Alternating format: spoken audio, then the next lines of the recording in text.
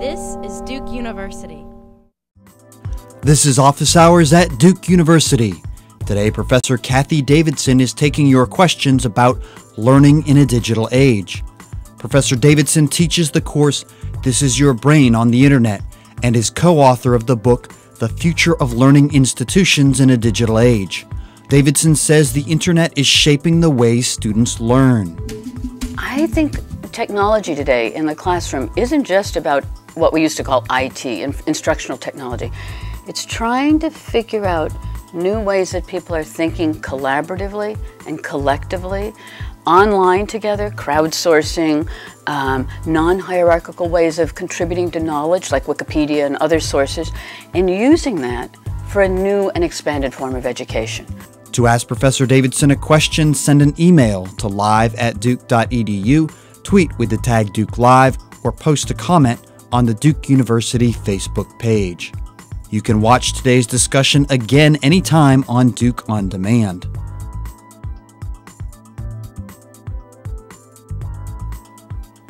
Good afternoon. This is Office Hours from Duke University. I'm Mike Schoenfeld. We're here today with Cathy Davidson, Professor of English and Interdisciplinary Studies at Duke, and the author of the forthcoming Now You See It: How the Science of Attention Will Revolutionize Our Classrooms, Our Workplace, and Everywhere Else. You can join the conversation on Facebook, on Twitter, and by email by following the directions on your screen.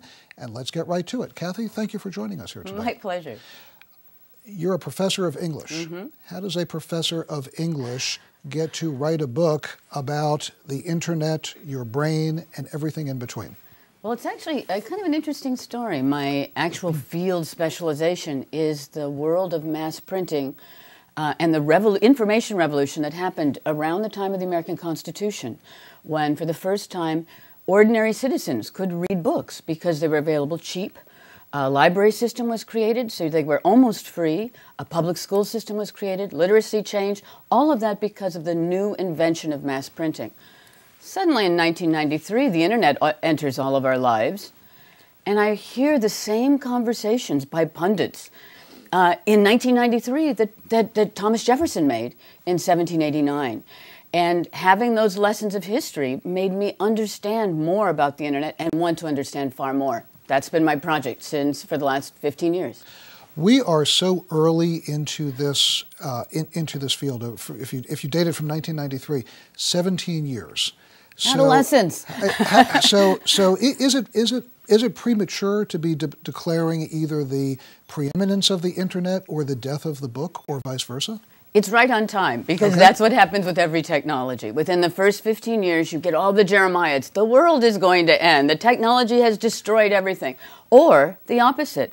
We are on the verge of a new world. Everything is before us. That's basically the first stage of the introduction of any new technology. After about year 20 or so, people start looking around. They look at their kids who don't remember a before and after. My students now, last night in class, they said, were any of you born before the internet? And it turns out they were barely born before the internet. I said, look around you, because you're the last generation. Pretty soon you're going to be the wizened old folks telling the youngsters what it was like before the internet. Once that happens, the whole conversation changes. And that was true of television, radio, photography. I'm sure it was true of Gutenberg when he invented the printing press. I know it was true of writing, because Socrates didn't like it. He said that invention was going to destroy civilization. Writing ruined your memory, it ruined oratory, and it ruined your intelligence. And he didn't use the word attention, but basically said you would no longer be able to stay focused. We've got a long tradition here. Well, indeed. And in fact, Socrates would probably find familiar some of the activity that's taken place in the popular media in recent months, a number of books that are out, positing one direction or another. Has the internet made us smarter? Has the internet made us dumber? Has Google made us smarter? Has Google made us dumber? This is an unfair question to ask somebody to answer in 30 seconds, but what's your feeling? First of all, it's the question everyone asks with every new technology, because we're always afraid it's going to hurt us or it's going to improve us in some magic way. Everyone's looking for a magic bullet. I don't think Google makes us smarter, and I don't think it makes us dumber. I think it makes us have the potential to collaborate and work together in new ways that collectively make us smarter than any one individual possibly can be. And that is the science of attention. We know that no one individual ever sees the whole world. That's not a limitation. In the digital age, that's our best mechanism for learning how to work together, to make it a better world. We haven't gotten there yet, but it's a wonderful opportunity. You have spent a lot of time studying, of all things, biology. Yes. And neuroscience. Yes. And the way your brain works in this new and evolving environment. How important is that to understanding how the impact of the internet on learning, on knowledge? I think it's crucially important. The old idea, there are two old ideas of the brain that we now know are not true. One's the filling station idea, and that's the idea that the brain is kind of empty and you fill it up with knowledge. It doesn't really work that way. Every time you learn something, you're not learning something. An infant sees everything and basically learns what to focus on. Learning what to focus on means excluding certain things. That means you don't see them. You think you see the whole world. You really see the part of the world that your brain has been trained from infancy on to think is important. The best example, we all know the Japanese confusion of R and L. An infant, newborn infant, Japanese infant, hears R and L. What they've learned by age 2 is in their language system, there's no difference between R and L. They don't hear it anymore. But a newborn infant in Japan, as in America, here's the difference between R and L. That's true of everything in the world. So that's one thing. We learn by selection. That's how the brain works. The second thing is the brain is not hardwired. We used to believe that the brain, in the 70s, the brain was hardwired because that's how computers were wired. Hardwiring is the most trivial part of the computer now. The part of the computer that's interesting now is interactivity, the way we can customize, the way we can remix. The software, exactly. Right. An app for everything. Right. That's a better model of the brain. And it's interesting how much the paradigm of the brain is changing the kind of experiments we do and therefore, because of that first lesson, therefore what we find out. How you control an experiment yields certain kinds of results. Now that we have a new interactive paradigm of the brain is an app, suddenly the whole science, the way we're structuring experiments, the way we're understanding the brain is changing. It's a very, very exciting time. This is Office Hours from Duke University. We're here with Professor Cathy Davidson, Professor of English and Interdisciplinary Studies, and the author of a new book on how the internet basically is changing everything. We're going to go to some questions now. Excellent. We have people lined up. You can join us by Facebook, by Twitter, by email, following the directions on the screen. First question, I think you'll like this one. It comes from Neil, Duke class of 1998. Professor Davidson, you are one of my very favorite professors at Duke. Now I am a history professor myself and constantly battling the competing lore of the internet for students in my classes. I've even considered banning laptops this semester in my small discussion classes, so I no longer have to compete with Facebook, Gmail, etc. Do you have advice on this or thoughts about if the classroom should exist as a respite from the digital age? Oh. Hi, Neil. Oh, it's so good to hear from you. That warms my heart to hear that you were writing in. I have two solutions, and they're very, very different, and I involve students in them. I ask my students now if they would like to have a discussion that day with all our technologies available, or if they would like to have a discussion without it. I let the students be part of the process. One of the things we do at the beginning of each class is we talk about the advantages of using all our tools and not using all the tools. So I actually teach classes where my students are chatting. And they're telling me things like, I didn't understand that point, Professor Davidson, while I'm lecturing. Now, I never do it alone. I always work with teams now of apprentice teachers who are learning what I'm doing, and I'm learning even more from them. So one of the apprentices will say, Professor Davidson, one of the students didn't understand that point you were making about neuroscience. Could you go over that again?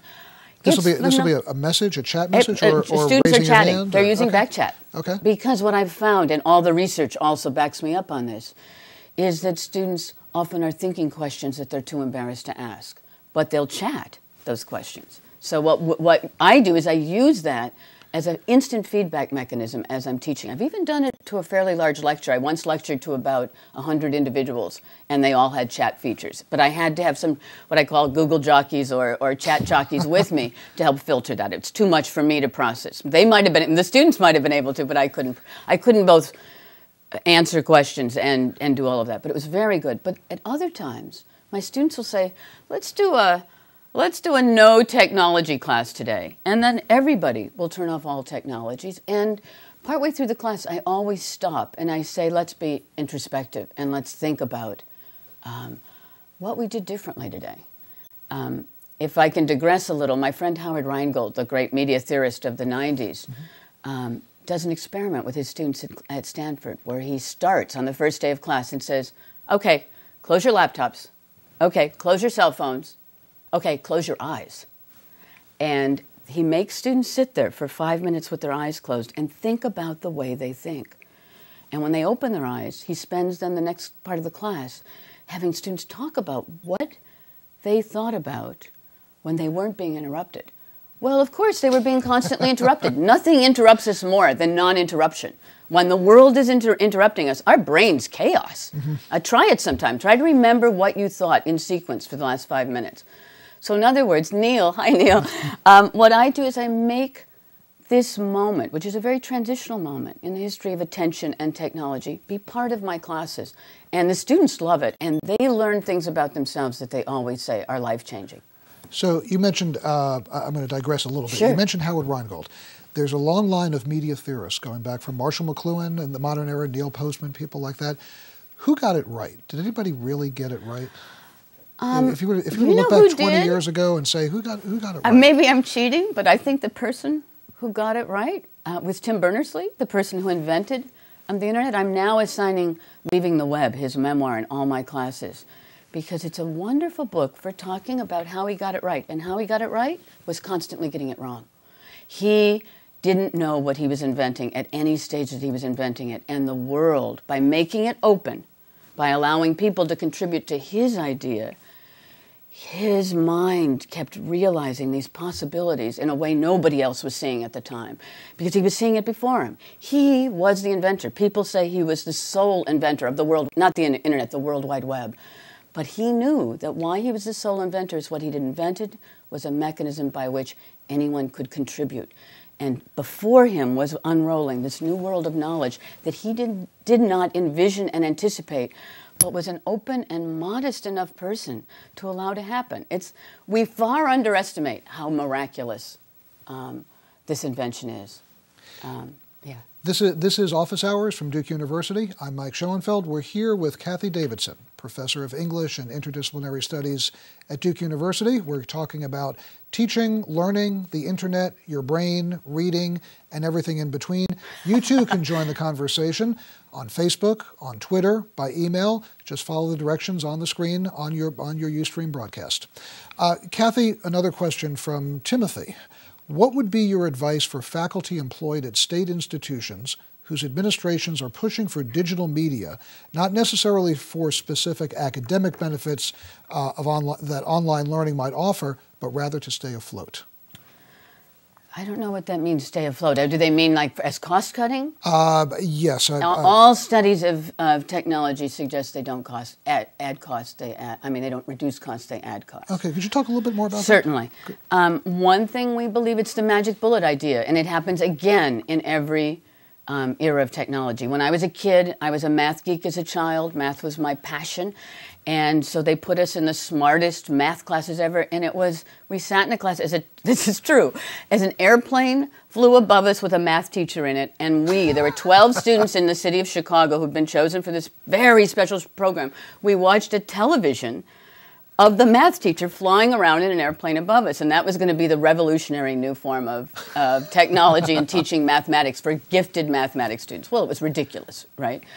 And it did not save any money to have a television flying around with a teacher up in an airplane above us. I mean, it was ridiculous. I think we're doing a lot of the same thing. Okay. I can't tell you how often I hear people say things like, I heard it this week, we're going to give everyone free iPads. It's too bad the administration didn't approve any money for people to help people learn how to use the iPads. I said, well, you might as well just give everybody $1,000 then. It is useless to have a technology without the human resources that connect the technology to every aspect of our lives. Sociality. Do you give a kid an iPad if he lives in a poor neighborhood and he's going to now be subject to being mugged? We do a project in India, a fabulous project in India called Hole in the Wall, where they're teaching kids computation by making computers look almost like ATM machines. The kids go to the computers. They never take the computers away. They have free 24-hour access, but they'll never be beat up by rich kids or other bigger kids who want their laptops. Every technology is a sociology. Every technology is an education. Every technology is human. If you throw technology at any situation and don't have all the humans that you need to explain the technology, change institutions, change structures, change assessment methods, you might as well throw the $1,000 out your window. It's a waste of time and a waste of money. That's why I want to revolutionize everything else. Okay, we have another question by Twitter. Should blogs, since it's only 160 characters, it'll be a short question, should blogs count for tenure and promotion? They should, but they should count the way service counts. That is, tenure and promotion is a highly stylized sport, a competitive sport with rules as clearly defined as NCAA rules. It's set, right now, most tenure guidelines say refereed publications, teaching, and service. I think blogs are not refereed, and thank God they aren't refereed. I blog every day, and it's because it's not refereed that I blog every day. I can tell what I'm thinking. I can make my opinions on research. I know my audience knows it's not refereed. That means it's instant. It means I might change my mind. It means I can edit it. That is not a refereed publication. However, I believe that we have the formula totally wrong about the relative weight of refereed publications, teaching, and service. Service now in some universities is basically the other. I've actually done, with my co-founder of Haystack, my network of networks, it's dedicated to new ways of learning, David Thiel Goldberg. He and I once spent a year looking at every resume that came across our desks and just informally marking teaching, service, peered publications. We were shocked at how much service people do, and it doesn't even count. All that can do is make embittered, cynical, and lazy and irresponsible contributors to our intellectual life. If I put on a conference, doesn't count. If I do a panel, doesn't count. If I write a blog, doesn't count. That can't be good for our intellectual agenda, for the learning we do. So no, blogs don't count for tenure under the present system. They are not refereed publications, but refereed publications should not be the be-all and end-all of the intellectual life we're trying to create together. Another question from Twitter. Interesting insights. Are digital natives really born with it? Bored with the digital world? Born with it. Bored with it? I will interpret it. Born. I will interpret it. Born with it. Born. No, digital natives are not born with it. I mean, my students in my class last semester were so insulted when I had them read digital natives' work. And one of my students, who was by far the most technologically gifted student in the class, said, I've spent so much time learning all these skills, and now someone says that I came out of the womb knowing them? You know, this is insulting. So, and in the same class, same age group of students said, you know, I can't do this technology stuff. I can't. And so this makes me feel like I'm defective, that I'm supposed to be born with it and I'm not. People have aptitudes and people have learning methods. If you're age 2 and someone puts an iPad in front of you and you learn how to do the interface of an iPad, at age 3, that interface is going to be easy. So at age 4 or age 18, it's going to be far easier. So but isn't it more likely that that interface is going to change by the time you're age 5? It is, and probably they will have learned change. In other words, what they have learned is not, this is an interface, how you do it, but this is how you do this interface, and interfaces change. That's a huge lesson. That's a huge lesson, which many of us are frustrated by. We don't do, because we think, I've learned it, how dare it change? You know, so what the kids are learning is how interfaces, the defining characteristic of an interface is that it's constantly changing. That's a paradigm shift. They're not born with it, they're trained with it over and over and over again in the same way they are with language learning, or with slang, or with Harry Potter, or anything else that is their generation and not ours. But because they are learning means that we, at any age, can also learn. The Twitter person may know that the fastest growing group on Facebook, for example, right now is the over 75 group. Right. That's amazing. It's amazing. Right. Another question from Twitter. How do our academic structures need to change to allow for digital learning? Where do I begin? Right, exactly. That could be a whole show, I'm sure. Disciplines need to change. The two cultures divide of the humanities and the sciences, the practical and the deep, has to change. That's the most dreadful division, not only for the humanities, but especially for the sciences and technology. If you take deep knowledge and say that's not practical, you scientists only have to learn what's practical and what's measurable, that's a disaster for science. I mean, that's just going to lead to the most cynical, most irrelevant kind of, and outdatable kind of science, science that has no perspective. How we measure. In fact, virtually everything in the modern higher education evolved specifically at the end of the 19th century in order to train people for this new thing called industrialization. On the workers' level, that was assembly lines and the creation of the Model T, Taylorism. For office workers, that's the division of work into the modern office building. The multiple choice test is invented in 1914. The IQ test is invented in 1917. Standard deviation is invented and improved in the 1890s. Graded schools start happening at the end of the 19th century. The uniform school day happens at the end of the 19th century. That everyone starts school at the same time, whether they're ready or not, starts at the end of the 19th century. There's almost nothing you can think of in the modern workplace or the modern school that isn't invented at the 19th century to help us deal with this cataclysmic, revolutionary industrial age.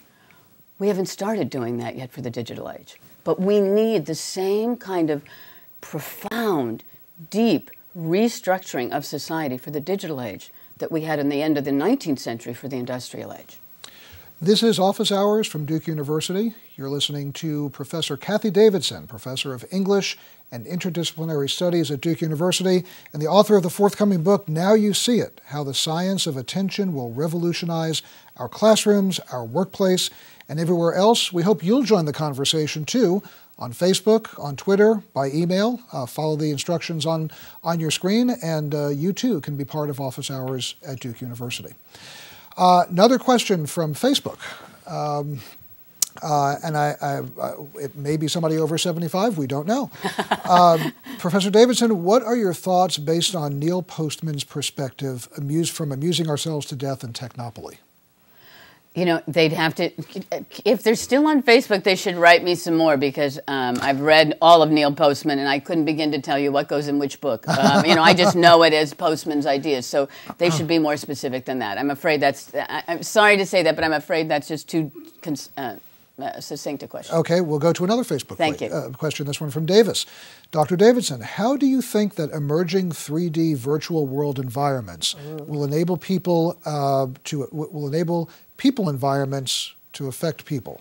3D, talk about the impact of 3D. Yes, 3D is wonderful in situations where you need to realize a situation that simply cannot be realized with actual humans. Some of the technical examples are in disasters. You know, you can practice I was just in Australia, and we went through a mine disaster, a deep earth mine disaster in 3D, and got to practice how we would protect ourselves in a mine disaster. Obviously, it was terrifying. I have to say, I'm a little claustrophobic. I felt like I was in the mine with those miners and having to remember the lessons I'd just been taught about avoiding a mine disaster. But how invaluable if you're a real miner who's going to possibly one day face one of those crises and have to be prepared for it. I will never forget what I learned in that virtual mine, and there's no other way to learn what I learned except by being in a mine disaster. Thank you. I'd prefer to do it virtually than in a mine disaster. Epidemics are another one. I've heard from people who are 3D trainers that the Obama administration and others were figuring out how to use Second Life for in secure spaces for world meetings if H1N1 had in fact taken over the world and flight had been precluded. How do you still run a global world if you can't fly? Virtual worlds are fantastic for that. They're also fantastic, and I saw this in Australia too. I was in a wonderful 3D space. One of the things they had were clips taken from one day of television, Australian television, 20,000 clips that you could take with your hand and move together and remix and then replay as an entirely different 3D experience. So it's exactly the way a DJ would remix sound using samples of sound, but it was being done with images that were then projected in a 3D space that you were inhabiting. It incorporated game mechanics, again, remixing, narrative, storytelling, and state-of-the-art technology. I kept having to ask the people who were teaching me, now, are you the artist or are you the technologist? And they would always laugh and say, both. That's what I mean by bringing the two cultures together. That's a great question for it. You can't do a 3D environment without having artists, people who know about history and the histories of media, and the technologists all working together. So if we take the point that we're 17 years into this revolution, we've already had 18 months ago, you couldn't go anywhere without talking about Second Life, and now yes. Second Life is, yesterday's news. Today it's 3D. What's next? So what? If I believe the lesson of Tim Berners-Lee, what's next is what happens next. And I don't mean that as a specious or facetious. The exciting thing, and for me this is phenomenally exciting as a teacher, the exciting thing about our era is I don't think we know what's next. Evan Williams, who's one of the co-founders of Twitter, happened to be one of the judges of our second, I believe, digital media and learning competition at the MacArthur Foundation that my organization administers. And I remember being in a taxi with him one night. He was one of our judges. This was 2006, right after the famous meeting at South by Southwest where everybody was using Twitter, where he was saying, oh my goodness, these numbers are incredible. And I was like, what numbers? He said, it's for this thing a bunch of my friends and I have invented called Twitter. I was like, Twitter? I said, that is a really goofy name. You can't call it Twitter. I'm glad Evan didn't listen to me. This was 2006, maybe 2007. Actually, I'm wrong. I think it had to have been 2008. Within days, everybody knew about Twitter. He was still at that time in that taxi ride trying to figure out whether to put the E in Twitter or not. It was originally spelled Twitter, like Flickr. And suddenly that then millions. Billions of dollars now, that E. Yeah. Incredible. Yeah. And suddenly millions and millions and millions of people, maybe it's up to billions now, are using it.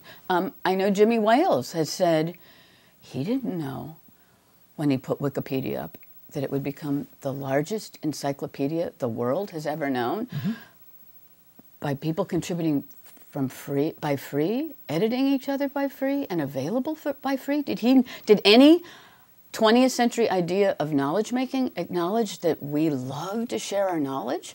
That every educator should be jumping for joy right now. This is the greatest imaginable. We have learned something new about human nature. That you give people a chance to share their knowledge, they love to share their knowledge. That's an amazing insight for an educator. It's so inspiring. Great. We're going to go to more questions, but before that, this is Office Hours from Duke University. You too will join the conversation. In fact, we hope you will join the conversation by Facebook, by Twitter, by email, and many other ways any other way that you can figure out to join the conversation. We'd love to have you. Cathy Davidson, a question by email from Katrine. How do you see textbooks and other learning materials changing in the next years? Will paper versions disappear? Those are two really different questions. Let me answer the easy one first. Will paper versions disappear? Probably not. There's something really phenomenal about paper, and that's when we were talking about interfaces, we talked about kids learn that interfaces always change, and the nice thing about paper is it's a remarkably stable entity. I mentioned earlier that I write on... No need to worry about backwards compatibility. No backwards compatibility, exactly. No changing platforms, no systems changing, none of that. I buy a book for $10. I put it on my shelf, and sadly, since I'm a book collector, I don't mean to be a book collector, they just never go away. I wish somebody would outmode the hundreds of books that are getting dusty on my shelves. They're still there. So that, I think there will always be a category of books for which we want that paper object. How will textbook change? Oh, I think we're in store for a very exciting era. And in fact, with my students last night, I'm working with an amazing class where we're imagining the future of thinking together. We were talking about what would happen if we took my book, Now You See It, The Science of Attention, and how it's going to revolutionize the classroom, the workplace, and everywhere else, and turned it into a textbook that was not dependent on a physical book. What would it look like? Would we use music? Would we use sound? Would we use tests for attention? Would we use retinal identification that would tell our readers how they were reading? Would it be interactive?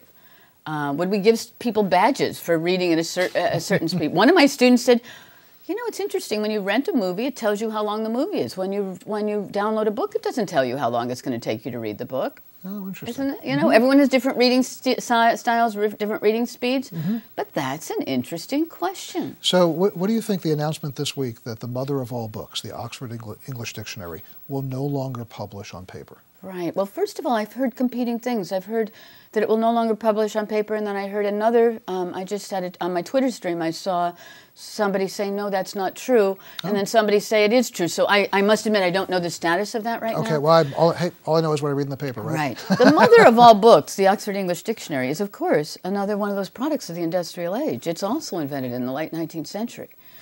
It may be time for it not to be a book. I use the OED online. I mean, I love the OED. It's one of my favorite books. I'm passionate about it. And I use it online far more often than I use my special set with the little magnifying glass that lets me read the microscopic print. My guess is, for that reason of durability, is there will always be some version of the Oxford English Dictionary that's available in print, even if the version that's available for us as consumers is more handily and easily available, online. I hope that if it's available online, it also has some Wikipedia crowdsourcing aspects, so we can add new words, because I don't think in human history we've ever seen more neologisms than we see it. Flickr, Twitter, Facebook, MySpace, blogs. I mean, virtually, you can hardly have a conversation such as we're having without using a word that did not exist and wasn't in the dictionary 10 years ago. And may not exist. And may not next exist. Year. It may not exist. The words coming in and out of fashion so quickly. So quickly. Yeah. Let's go to another question. This is from Jeremy by Facebook. In terms of a Huxleyan perspective, does technology undo our capacity to think independently? My snotty answer would be, I hope so. I actually think independent thinking is so much a product of the industrial age. We've been trained to believe we think independently, and that's a very Western idea and a very, very industrial age idea. If you look at Newton's writings or Copernicus's writings, they don't think, the idea of the solitary genius that we've sort of put back on them was not part of their ideas. They're constantly talking to students, to other philosophers and scholars and scientists, all of which would have been the same, and theologians, all of which would have been the same thing in their era. When I taught in Japan the first time in 1980, which was definitely one of those attentional, pay attention, the world is different than you think it is moments, I was teaching a class in the research paper. And my students would say, why do Westerners think their ideas are original? How do you know where to put a footnote in? Because the things you're not footnoting, somebody else thought those before. Somebody else taught you those ideas. Why do you think certain things deserve a footnote and other things don't? So my students would go from, the first time they would meet with me, they would not footnote anything because knowledge is to be shared. That's what knowledge is. That's what the human community is. To then, on their second paper, after I'd tell them about plagiarism and define what plagiarism is, every word would have a footnote because every word had some kind of heritage and history to it. And that was a brilliant experience for me to endure because it made me really think about what the Western idea of originality is, the Western idea of independence is, the Western idea of solitariness is. And in fact, how much even the most solitary, reclusive of artists is in fact dependent on a world, even perhaps a world that defines his or her reclusivity. That, in other words, if you choose to be a solitary, reclusive artist, it might well be in opposition to this other world out there that doesn't mean that other world out there exists. It means that other world helps you define yourself in opposition to it.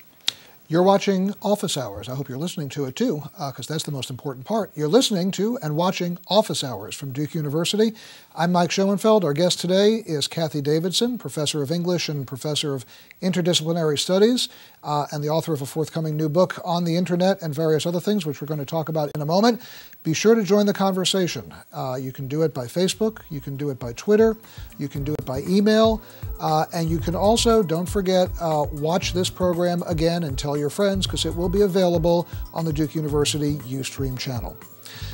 Cathy, earlier this year, you threw kind of a hand grenade into right into the middle of the academic world by talking about the way you're grading your classes, by allowing essentially crowdsourcing in some form or another of grading. A lot of controversy. A lot of most certainly misunderstanding. A great example of how the internet and viral communication can take what is a well-articulated and well-thought-out position and turn it into a caricature. So you not only were doing what you were doing, but you lived through a little bit of a viral storm. Talk about that. Talk about what you've done, why you did it, and now that you're a year into it, what the results are. Right. This was a challenge my students set me. I was teaching a class called This Is Your Brain on the Internet, where we were already doing peer creation. I created a syllabus, and every week 2 students were in charge of the class. They had to work together, and they could either accept my readings for that week, reject them, or supplement them. But they had to have an explanation why. Students blogged about everything that was happening in the class, but those 2 students were responsible for that week's lesson plan. And of course, I was working with them carefully to do this, but it was very exciting and it was an amazing class. At the end of the class, probably the best class I've ever taught. Sorry, Neil. Second best class I've ever taught, Neil. At the end of the class, 2 of my most brilliant students wrote carefully crafted note saying, "You've taught us to be independent. This class has changed our lives forever. So we wanted to give you, and you've taught us how to understand feedback," because I think one great shortcoming of our current era is we've given people the mechanism for feedback, but not taught us how to give and hear creative and critical, thoughtful feedback. We've not changed our teaching to make that part of our world. It happens on reality TV shows, which is another, So You Think You Could Dance and so forth, but it doesn't happen in our classrooms yet. But these students said they learned that in my class. And so they had some feedback for me. If I was doing everything in such a revolutionary way, why was I grading using an old-fashioned 19th century system? Mm-hmm. Being a historian, I immediately did research on where grading came from. What I found out is Mount Holyoke is the first university to actually use grading. And one of the second institutions to think grading is a good idea is the American meat packers industry, which reads about grading A, B, C, D at Mount Holyoke and says, hey, that's a great system for grading slabs of meat. Interestingly, within 5 years, the American meat packers are having arguments about should there be A-, A+, B-, B+, and realize it's too crude a system. Uh-huh. For dead slabs of meat, it's too crude a system, but for our students, it's objective and fine. There's something, what's wrong with that picture? So my students taught me something, and what I taught them is if somebody makes you have one of those attention moments where you see the world differently, you find the lessons of history. You find some research. You find out, is this new? Is there a precedent? And what I realized is grading is new in human history. It's about 100 years old in human history, 110, 115 years old now in human history. That's not much time. So I thought, well, what would be a good way of doing it? And I made a system that was a twofold system. On the one hand, we used old-fashioned, this goes back to the 60s, contract grading, where students signed up at the beginning of the class and said, if I want an A, I will do X, Y, Z, A, B, C. It was the longest contract you've ever seen. And if I don't do that, I won't suffer 1 point reduction. I'll go down 2 grades. So I will either get my A by doing everything I say I do. As determined by... Well, that's the second part. Okay. That's the second part. Doing it was one part. Mm-hmm. Fulfilling the obligation got you an A if you fulfilled it satisfactorily. The part that I delegated to the students was determining whether their co-students had done the work satisfactorily. So I mentioned before that each class was led by 2 students. I kept that system, but I made part of their responsibility reading all the blogs that their fellow students read in response to the assignments those students had set them. And the 2 students had to decide whether the blogs were satisfactory enough and give thoughtful feedback if it was unsatisfactory. And everyone had a second chance to do it well the second time. But that meant for an insanely productive class. The conversations on those blogs were better than anything I've read in the published literature on all kinds of topics. The students in charge weren't having to please a teacher. They know how to do that. If you're not a Duke student, you don't know how to please a teacher. You can't get here if you don't know how to please. Having to be responsible to their peers and defend themselves against their peers was a level of intensity that I just learned to sit back and let it happen. If a student was being intense, at first I would say, that's a little harsh. Then I realized, don't say that, because the second comment would be from the other student saying, that was a little harsh. I don't think you read me correctly. And the argument then took off in a way that was, it kind of brings tears to my eyes, because it was so responsible. I thought, I promised the students this would be private, because their employers might not be denizens of the internet and might not know what they were doing. And so this was a private correspondence for our class.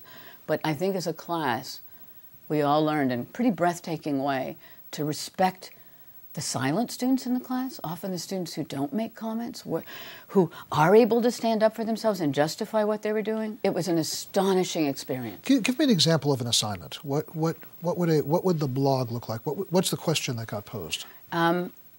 One group of students did a project that I think, if there weren't IP issues, could have been shown on CNN or Discovery Channel on surveillance and all the aspects of surveillance in our modern world. And the assignment they gave students was not only to read articles about surveillance, how we are being surveyed, this was what was great about it. It was so complex. It started with, they did a multimedia presentation. So they did a film, actually. So it started with going around campus, taking photos of every place we're being photographed, and taking photos of every place our gate card is recording information about us. So first it was the paranoid, we are being watched, Big Brother one. Then they flipped it and went to the Iranian protests and showed the way, and other protests, which showed the way citizens can use and WikiLeaks didn't exist at that time, but that would be a great current example. The way citizens, if they understand their power, can work collectively to, in fact, surveil power, to go back and surveil power. Then the video ended, that they made, ended with every student in the class and the teacher being photographed in a situation. We didn't know it. None of us knew it. These students who were responsible for that class so they had gone around and been finding us and showing how public we were.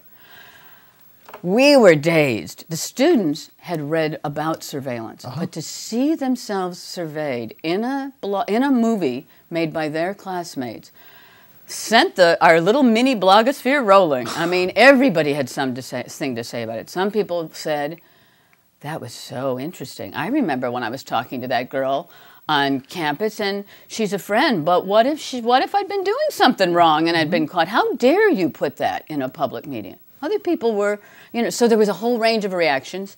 And the students then said, this is a fascinating bull session, but where's your facts? Where's your arguments? So then the students went back into the scholarly reading they had done, the scientific and scholarly reading, and were documenting what they were saying and drawing the implications of what they were saying in this blog, encouraged by the student presentation and by the deep reading they'd read. They were reading back to privacy arguments from Marx was one of the assignments, because Marx talks about the invasion of the private sphere. There were some things on privacy from, I don't remember if it was President Bush 1 or if it was President Clinton that was working on, it must have been Clinton because it was Al Gore, who often is parodied for saying he invented the internet. In fact, many people in the science world would say he did. He invented the conditions that allowed the openness of the internet. And so it might have been his writings on it. So here they were reading policy, science, and philosophy on privacy. Then they found their privacy invaded and were by their students, were called upon to use that knowledge to argue their own argument about their involvement in an act where they did not have control over their own privacy. It was breathtaking. Let's go to more questions there because they're coming in from Facebook. How does a parent of a 21st century digital student stay current with the technology necessary to educate them? We all know that as good parents, we read to our children. I think as good parents, we play games with our children. We sit with them as they're doing media. We ask to be invited into their world. And we respect the fact that part of being a kid has to be some kind of privacy. I both want parents to stay in touch with their kids, but being a kid is to not be your parents, right? I mean, you know, whether it's whether it's my era, there were, you know, the dances we do, the songs we lead, the games we play. There's some area that has to be what your kids do. You can learn it, but, you know, everyone's a little embarrassed by the parent who comes in and thinks that they are a rapper, or, you know, or can play World of Warcraft. Or wants to be their child's friend on Facebook. Or wants to be their child's friend on Facebook, yes. Oh, the dilemma of our era. Who knew that was going to be a dilemma of their era? One of my nieces says, I don't let any family member friend me on Facebook. And then we shouldn't. You know, one of the things is another moment, this adolescent moment, this gangly teenage moment we're in the history of technology, and this is repeated in other technologies, is real paranoia about it's going to hurt our children. Strangers are going to be able to use it to hurt our children. The internet is safer than your neighborhood. The internet is safer, sadly, than your school, than your church, than your family, than your immediate or a distant family. Minuscule. The number of total strangers who come into your children's life via the internet is a minute portion. Cory Doctorow has if anyone wants to find the numbers, I don't have them on the top of my head, minute portion compared to the scary person who you know. Some scary people who you know use technology to get closer to your kids. But basically, the internet is far safer than we think it is. You know, I would say be cautious, be a wise parent as you are. Teach your kids interactive skills. That's the most important thing. Teach your children. What I was saying about feedback for students, that applies to kids. Teach your children how to be good interactive citizens and users and consumers of the internet. Best thing you can do. Don't invade their privacy, though. Give them that. Let them be kids. Let them have their private world. That's what being a kid is. But do it with cautions, both your cautions as a parent, but also savvy. You learn a little bit more about how to be a wise interactive citizen of the internet, and then teach that to your kids. But also let them teach you. They might have some tricks that you don't know. My young nieces and nephews and grandkids are faster at unfriending people or keeping people out of their lives than I am. They're like, Grandma, you have 636 Facebook friends? That's not good. You know, that's a good lesson. Mm-hmm. That's a good lesson. Learn from your kids and enforce the good lessons that they've learned. This is Office Hours from Duke University. We're here with Cathy Davidson, Professor of English and Interdisciplinary Studies.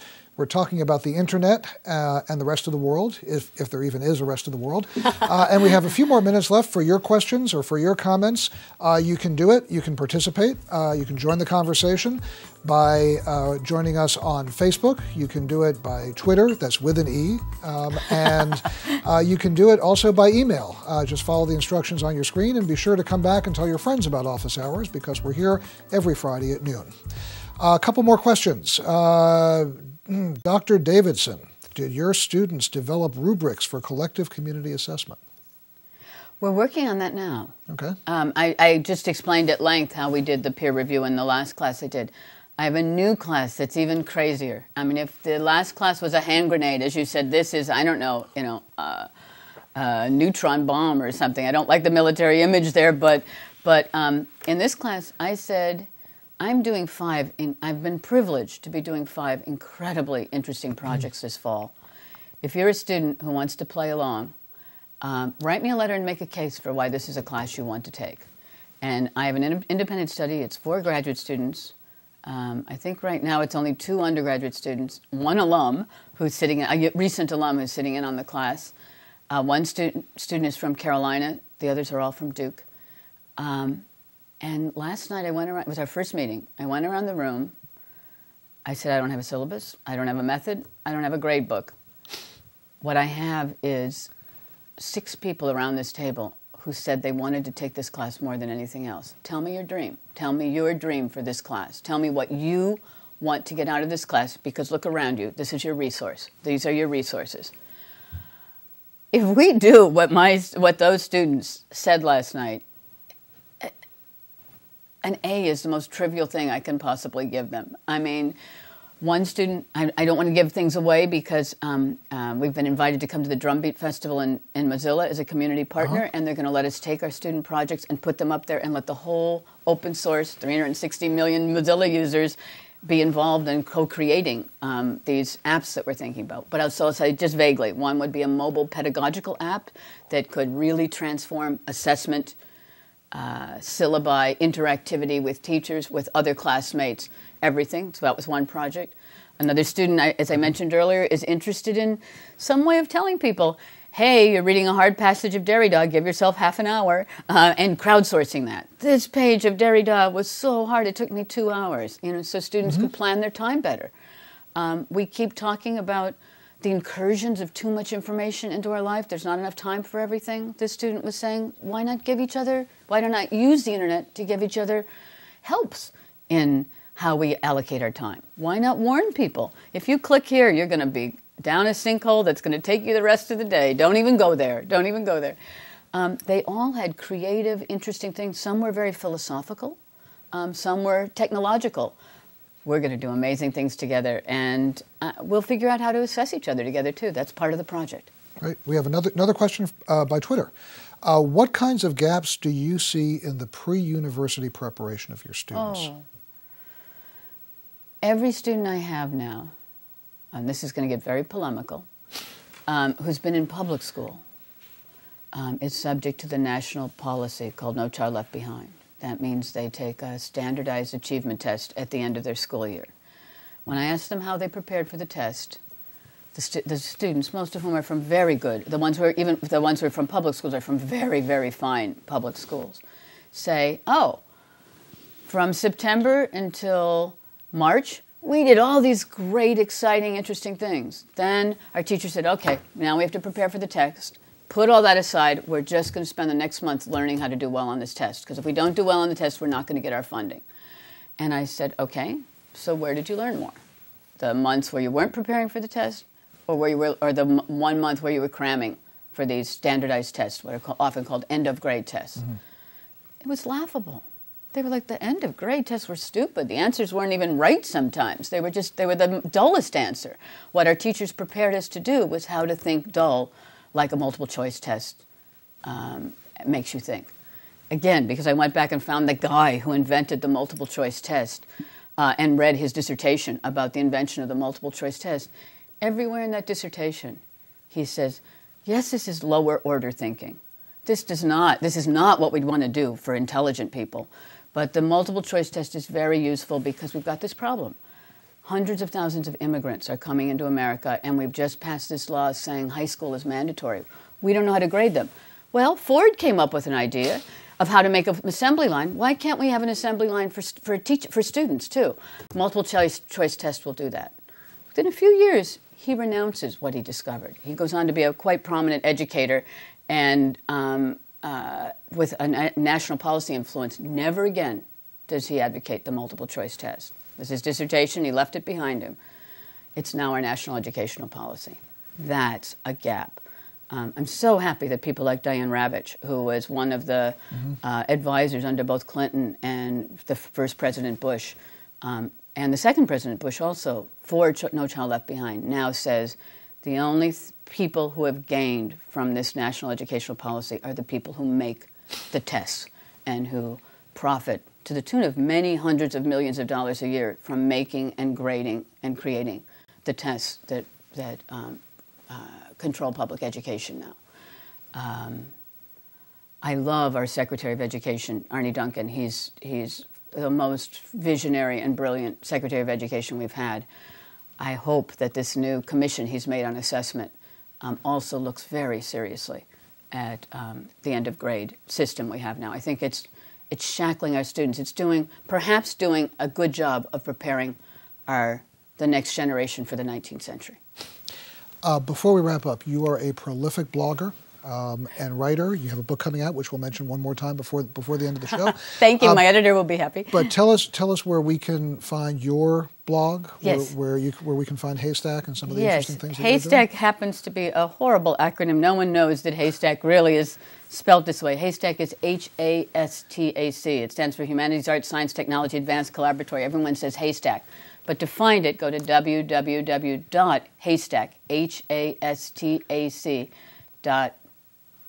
I don't know. I guess org. It must be .org. Must be .org. Great. Or you can find Cathy Davidson at Duke University and email me, and I'll send you the URL for the Haystack site. Or my guess is that on office hours, that www.haystack.org will be put up. We'll put the information up for the archive version. I blog almost every day. Mm-hmm. It's not only me, though. It's a collaborative blog, including 150 college students and graduate students around the country from over 65 institutions who blog about interesting technology and learning in their world. It's an incredible network of networks that we've formed spontaneously. No dues. Anyone can join. You sign up and you can join. You can comment.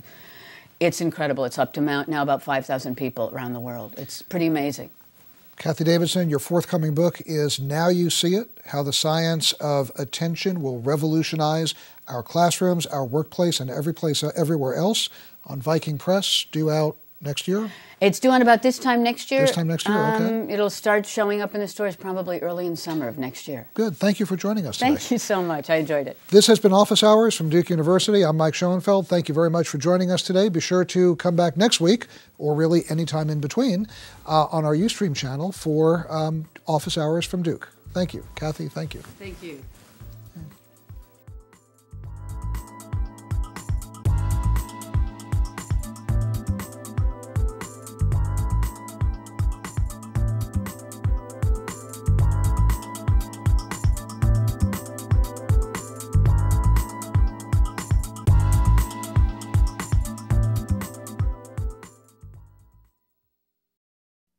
Produced by Duke University. Online at duke.edu.